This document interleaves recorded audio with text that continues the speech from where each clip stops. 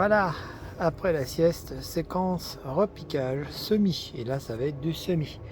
Donc, je me suis trouvé ça. Alors, comme en plus, il était un peu abîmé, bah, ça m'a permis d'avoir 10% sans même les demander d'ailleurs. Donc, ici, pH 6. Ça, c'est pas mal. C'est peut-être un peu faible. 6,5, c'eût été mieux. Matière organique 65. Bon, bah écoutez, on va faire avec ça. Ah oui, là, quand même, bien humide comme ça. J'ai peut-être rajouté un peu trop d'eau. Bon, bah écoutez, ça fait gâteau, donc je vais faire des pâtés. Alors, on voit mieux à la lumière. Ça s'écrase avec les doigts, ces petits grains blancs. Allez savoir. Donc, 104, 13 fois 8. Et on y va. Alors, j'ai laissé 2 lignes. Des lotus qui veulent pas, des vieux canards qui veulent pas non plus. Ben, s'ils veulent bien un jour, je leur laisserai ce plaisir jusqu'au jour où j'en aurai marre. Plaque F, c'est marqué là. F. Ça, c'est pour mon suivi. Allez au boulot. Voilà, il n'y a plus qu'à remplir à la main. Oui, je sais, j'aime bien la main. J'ai une pelle, je ne m'en sers pas. Hop. Allez. On va faire ça comme ça sur toute la surface. Voilà ce que ça donne. Alors bien sûr, tasser un peu.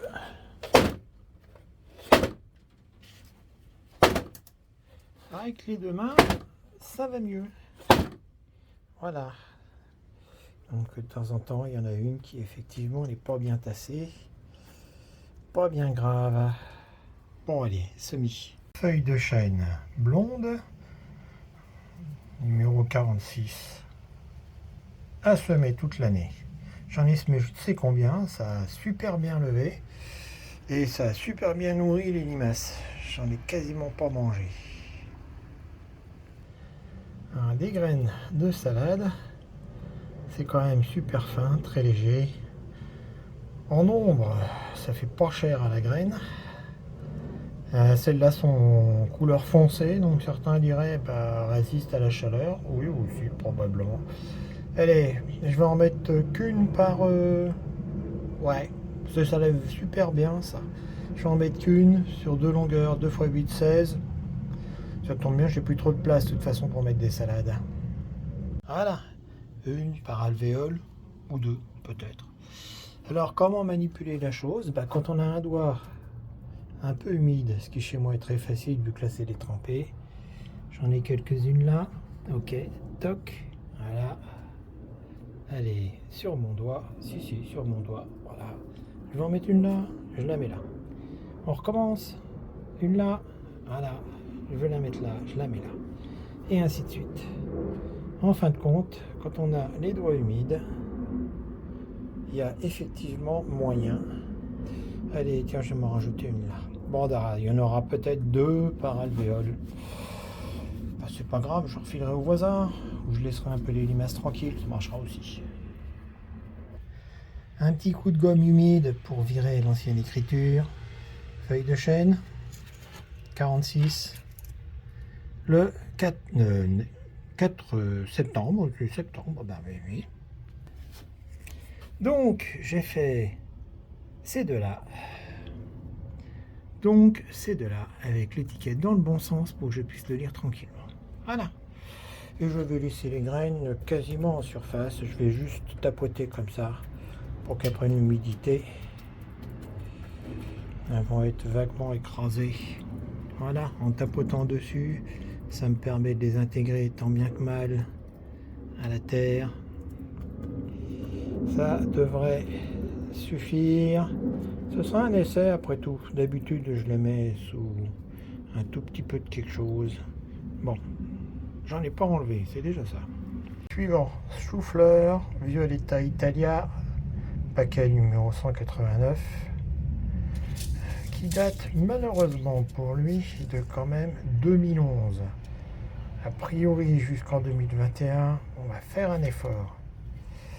Mi-août, fin septembre, bah, ça tombe bien. On va décréter que ma serre est une pépinière. Et je repiquerai dans un coin où il n'y a plus rien à mettre. Mais bon, vu que ce semis-là ne lèvera certainement pas, je vais m'en faire 3 lignes et je vais en mettre plein par alvéole. Là, je vais vider le paquet, ça me fera toujours ça de moins à gérer. Alors, les graines de chou-fleur, ce sont des petites billes. C'est assez amusant d'ailleurs. Je sais pas si... Alors là, par contre, coller avec le doigt humide, j'ai des doutes. On va se le faire à la bonne vieille méthode, hein, sans les gants, avec des doigts propres. Enfin, propres, secs. Avec les doigts humides, ça marche bien aussi quand même. Ça colle bien aux doigts et ça va tout seul. Donc là, j'ai vidé sur 3 lignes. Tout un tas, tout un tas. Bon, j'y suis allé fort, hein. Puis il y en a, je vais les recouvrir un peu. D'autres pas. Comme je m'attends à ce qu'une salève, qu'elle ait 1 sur 100, on va dire comme ça, pour être gentil. J'aurais pu dire 1 sur 1000 aussi, mais bon. Allez hop, voilà. Ça veut, ça veut, ça veut pas, ça veut pas. Allez, soyons fous. Hop. Un peu de colmatage. Imaginez qu'il y en ait une qui démarre. J'aurai largement mes 5 ou 6 choux. J'en veux que 5 ou 6. Donc à la limite. Maintenant que c'est filmé, je saurai si c'est en les couvrant beaucoup, ou en les mettant en surface, ou en tapotant dessus. Bon, écoutez. Voilà. Bien sûr, l'étiquette à sa place. Je lis de gauche à droite, donc ça, c'est 1, 2, 3. Là, les feuilles de chêne, il n'y en a que 2. Et là, à suivre. À suivre, l'étui Val d'Orge. Oui, bah pourquoi pas, numéro 203. Pour ceux qui auront reconnu le petit sigle en haut, Cocopelli, j'aime bien Cocopelli. Par contre, il faut se faire livrer en lettres suivies, ça coûte beaucoup moins cher et ça arrive. Allez, graine blanche, hein, là. Donc, classiquement, graine blanche, je vais faire ça au doigt mouillé, hein, soyons classiques. Il faut pas que j'en mette de trop non plus parce que c'est vraiment récolté au mois d'avril cette année, donc pouvoir germinatif très élevé.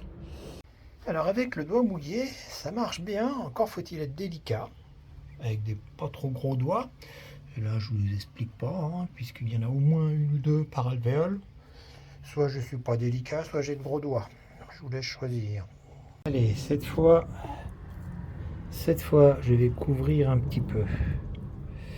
Mais juste un petit peu pour le plaisir, quoi. Ce sont quand même de très fines graines. Pas non plus. Allez. Je sais, les alvéoles, une par une. Certains auraient pris un chinois. Vous savez, les passoires là pour les pâtes. Nous, on appelle ça les chinois chez nous. Et donc, hop. Voilà, que je me trompe pas de ligne. Pour tout vous dire, j'avais commencé à les mettre sur les choux-fleurs au début. Donc, si je me retrouve avec un semis qui lève dans le rang chou-fleur, ce sera une fausse joie. Enfin, on verra. Voilà. Bon, allez. Il me reste encore 4 lignes. Ça fait encore 2 semis, ça. Voilà, pour paraphraser Jacques Brel. Au suivant. Donc, laitue Yugoslavian Red. Accent anglais, yougoslave. C'est un paquet qui n'a jamais été ouvert. 10-24, il a été racheté il n'y a pas trop longtemps. À mon avis, j'ai dû rater mon coup là sur la numérotation. Il faudra que je vérifie ça. Bon, je sème. Là aussi, graines blanches, donc bien étalées dans le creux de la main. Avec un doigt humide. On va mettre ça. Bon, je vais en mettre 2 par alvéole. De toute façon, même si je ne vais en mettre qu'une, il y en aura une deuxième qui va venir avec. Au pire, je sépare. Voilà, sans surprise, 2 ou 3 par alvéole. Je vais recouvrir un peu. Alors j'ai vérifié dans ma liste que j'ai sous la main, hein, même si les limaces sont passées par là aussi. À la limite, s'ils pouvaient bouffer que la liste, ça serait bien. Voilà, voilà, voilà. Allez, hop, crac, crac. Voilà, sans même tasser. Hop, et c'est là,